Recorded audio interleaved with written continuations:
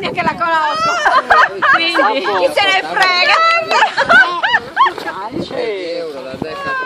Bell'ambiente Zacabana. Penso che sia il primo Di una lunga storia. Sono così, è per quello che sono tipo... Tu ridi, te ne freghi, tanto sale lei, vero? Ciao Tu hai mai Mary! volato? Non No, però mi piacerebbe.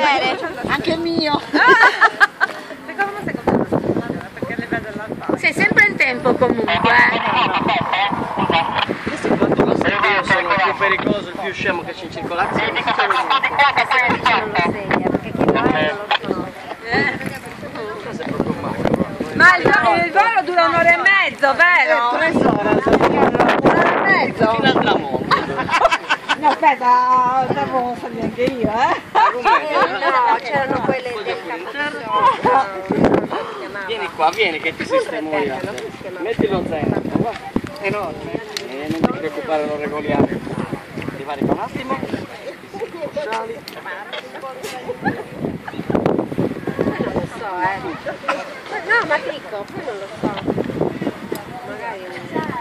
Allora, fammi vedere, questo era quello che si sganciava sempre in volo. dai! Senti cosa mi dice!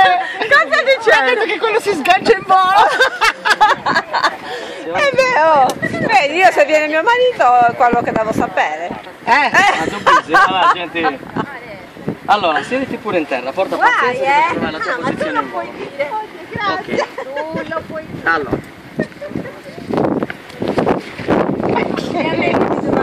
Stai comoda? Questa è la posizione che avrai in volo. Dammi la mano. Allora, quando decolliamo?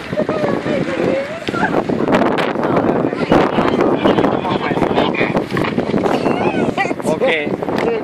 Ho esagerato, ma per evitare di fare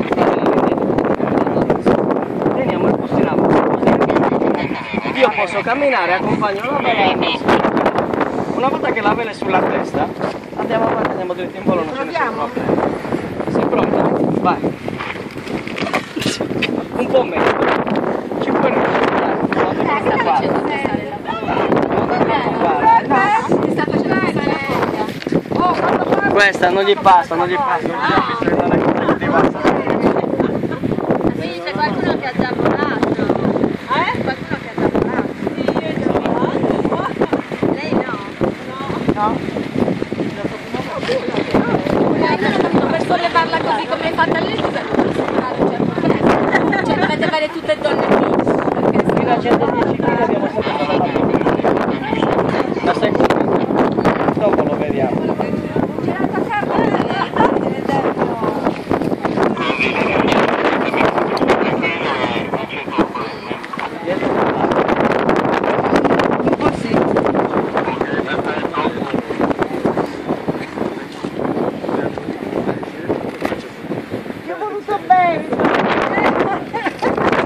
È stato un piacere conoscerti, sono onorata di aver avuto te come amica